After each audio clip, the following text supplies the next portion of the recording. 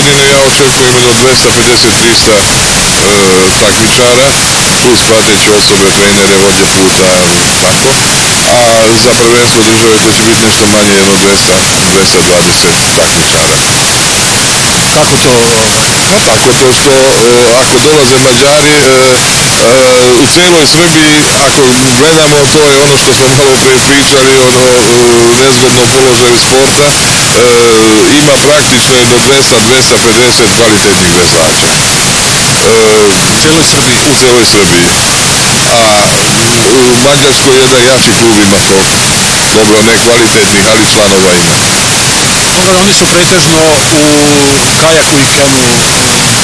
Jeste, međutim, jači su da, međutim i veslanje sve ne zapostavljaju i sve više rade na tome da bude.